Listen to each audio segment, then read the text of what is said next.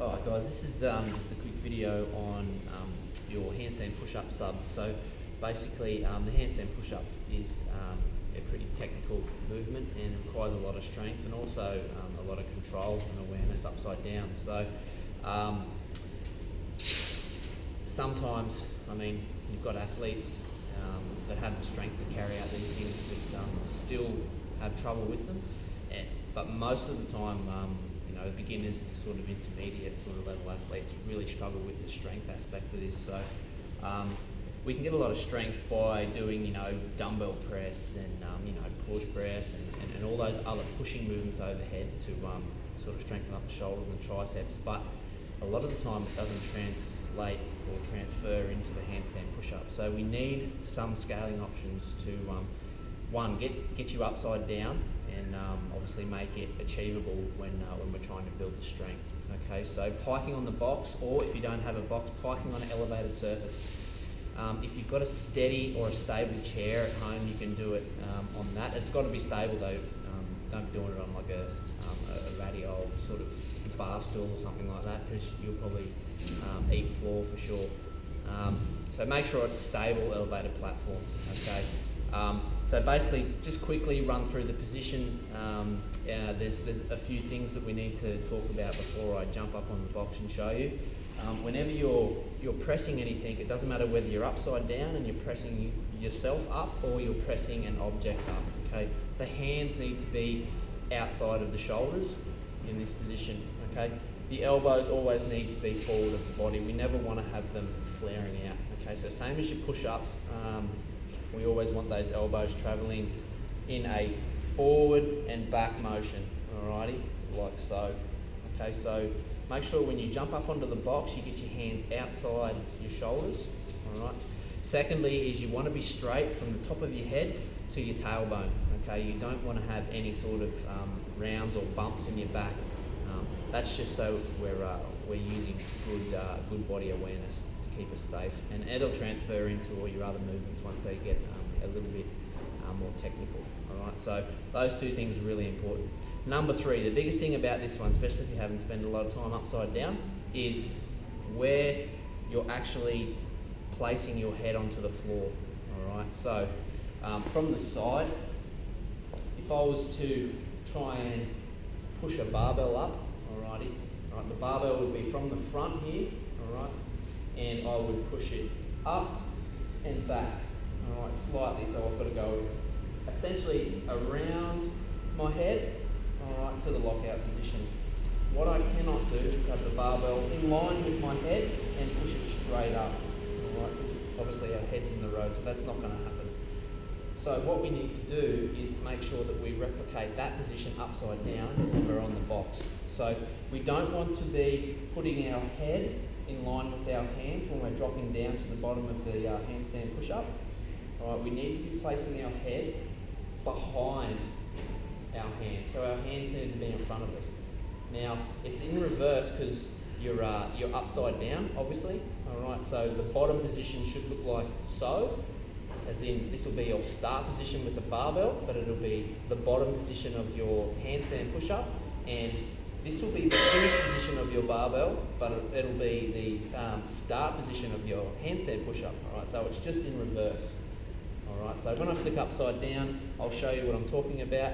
I put a couple of little lines on the ground here, so I know where to put my hands, and I also put a cross just here, so I know where to target my head. All right, and you'll only have to do that until you start to understand the movement, and then it should start to just happen automatically, hopefully. Okay, but always remember, elbows travelling forward, straight up and back. All right, not out to the sides. All right. Box doesn't have to be 24 inch. It depends on your limb height, how long your legs are, how tall you are, and obviously what you've got access to. But I've got it on the 24 inch height here. Alright, so I'm going to start piking on my knees. I'm also going to show you piking on your toes as well. So you'll just have to try and find an elevated surface if you don't have a box that is a good height for you. Okay. Alright, so climbing onto the box is a couple of ways. You can either start from the top and come down if you're happy to do that. Alright, or you can start from the floor and pick yourself up, whichever you feel comfortable with. Alright, now I want to walk my knees all the way in to the edge of the box or your elevated surface. Now, take note as my bum's poking straight up in the air. I want to try and get that bum as over the top of my shoulders as possible. Alrighty, so we don't want to have my shoulders forward and my bum back like so, and pushing up like so. Because even though it is a same sort of movement, it is really not targeting the same area of the shoulders and the back of the triceps that we want to build that handstand push-up strength. So make sure that wrists, elbows, shoulders and hips are as stacked on top of each other as possible. Right? So walking out into my hand position, bum up in the air, tucking my head under, chin to chest, and initiating that down part, elbows straight back. Now as you can see, when I come down in contact with the ground, my hands are back here and my head is obviously forward of the bar, alright, or forward of my hands. Okay, so this is the good position that they're looking for. This would be incorrect. Okay, this is a very weak position, alright, and also it puts your shoulders in a lot more stress than say out here. Alright, so we want to come in contact behind the hands, pushing up and rocking back on those knees, locking those arms out. Okay, so just a few reps for you to have a look at. Like so. Alrighty.